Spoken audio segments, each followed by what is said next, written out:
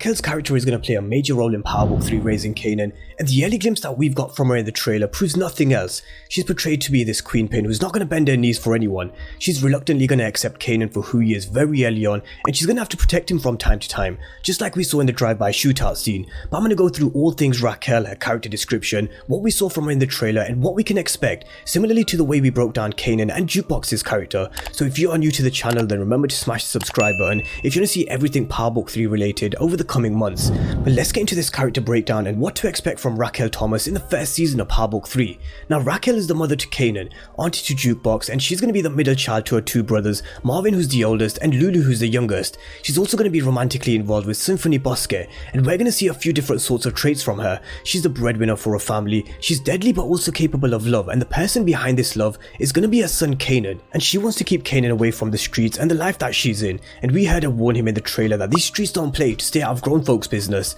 But this love is a different type of love, because she's going to show her love for Kanan by being more of a protector and more of a mentor to him, molding him into the character that we saw in Power, handing Kanan a gun and telling Kanan, you want to be in it, you in it. So she's going to accept Kanan for who he is. But let's have a look at her character description. Raquel Raq Thomas is cold, hard and fierce, a successful and deadly woman taking names in a man's world. She's tough, resolute, ruthless, and yet Raquel is capable of love, great love. The sole recipient of the affection is her son Kanan. He's everything to her. As much as she cares for him though, there are many instances where she wonders if she loves him for who he is or if she loves him merely as an extension of herself. The middle child of three, Raq also carries the heavy burden as the earner for her two brothers. Raq is the son and everybody else in her universe exists in her orbit. So if Raquel is going to be a deadly woman taking names in a man's world, we should expect her to be this cold and ruthless character, especially considering she's going to be the breadwinner for her two brothers. Now I can see Raquel being a ruthless character, and more so than Monet. I think she will be this queenpin, being the head of the Thomas family's organization,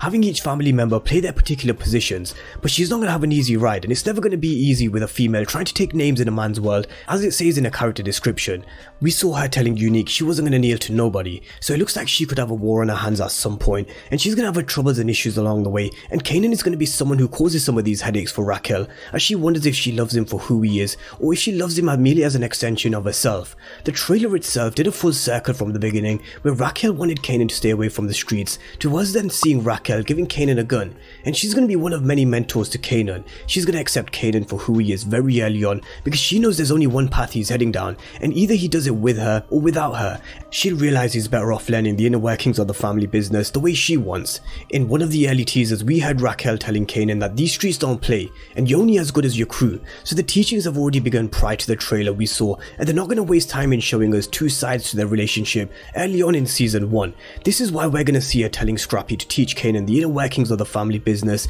and we have Marvin telling Kanan that he's still in training, time to get them reps in. So as much as Raquel is going to be the main figure and mentor to Kanan, because that's who he aspires to be, he'll have others who he is being introduced to through his mum Raquel, such as Scrappy, who will mentor him in the family business and streets. And similarly to the way Monet has her kids playing certain positions, Raquel will eventually have Kanan play his, but this is only one side to their relationship. The other side is their love, and we're going to see them have a real close bond, especially because she raised him alone for so many years, and the two would go to the ends of the earth to protect each other, and I do believe they'll have a real close bond and relationship, because in Power Season 2 we even heard Kanan mention that he was going to visit his mom's in a conversation with Ghost and Tommy. Whether or not she's alive and he actually went to go visit her, we don't know, but he could have also meant that he was going to visit her grave, because there was no family member left of Kanan's to collect his ashes when he was killed, because we saw Tariq collect them using fake ID, so it tells us whether Kanan's mom is dead or alive. When it came to the timeline in Power, Kanan still cared about her enough to go and visit her, or go and visit her grave at least, unless he was lying of course,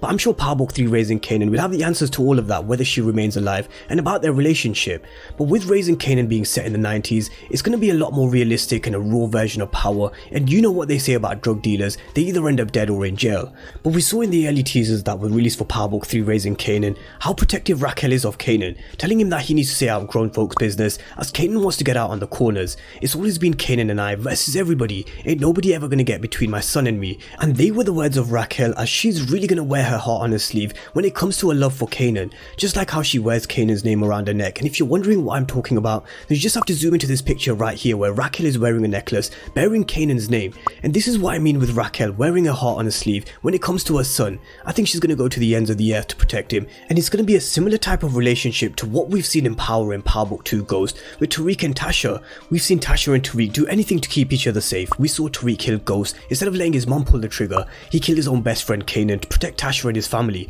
and we saw Tasha take the fall for Ghost's murder for her son and even kill her best friend Lakeisha. So a lot of deaths involved in Tariq and Tasha's relationship, with both keeping each other safe, and I really wouldn't be surprised to see the same from Raquel and Kanan's. Tasha surprisingly only had 1 kill on Power with her best friend Lakeisha, and Tariq so far has 4, but by the time Power Book 3 Raising Kanan comes to a conclusion, I'm pretty confident that both Raquel and Kanan's body count will be a lot higher. But this bond between Kanan and Raquel is one that I'm intrigued to see throughout this series, and it's going to have its ups and downs, one that will involve deaths and consequences for actions. So let's keep an eye on this relationship between Kanan and Raquel. But let's talk about Marvin and Lou-Lou and the relationship that Raquel is going to have with the two brothers, because she carries the heavy burden as the earner for both of them, and she's the son. Everybody else in her universe exists in her orbit. It goes back to what I mentioned earlier on in the video, where Raquel will have many people, including her brothers, playing certain positions, and one of the positions that she has Marvin play is a bodyguard. We see Marvin behind Raquel where she meets Unique, and over here in this scene as well. So Marvin, as the eldest brother, is going to be the muscle for Raq and their organization,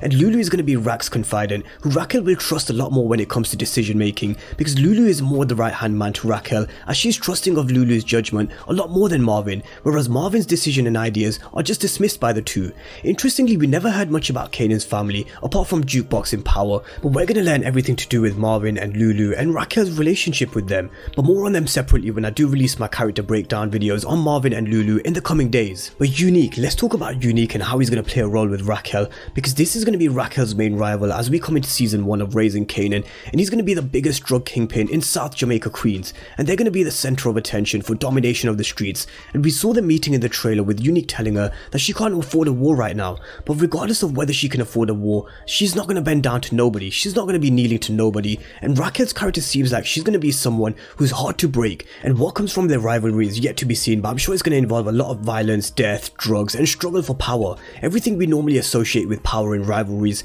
but this is going to be a lot more raw and grittier, being set in the 90s, but I don't want to go too deep into Unique character because I do have a separate video lined up for Unique, breaking down his character and what to expect. But that's Raquel's character breakdown with her relationships with her brother Marvin and Lou-Lou, and her relationship with her son Kanan and what we can expect from her. And will Raquel assert herself as this dominant player in the streets? Will she claim the title of being this dominant queenpin? Let's wait and see. But let me know what you guys think about Raquel's character with her character description, her relationships with her brothers and her bond with Kanan, and her rivalry with Unique. Drop me all your predictions and thoughts for Raquel's character down below in the comment section, and if you're new to the channel and you haven't done so already, remember to smash the subscribe button because I've got a lot more character breakdowns coming before the start of Raising Kanan on July the 18th. But as always, thank you guys for watching, and I'll see you next time.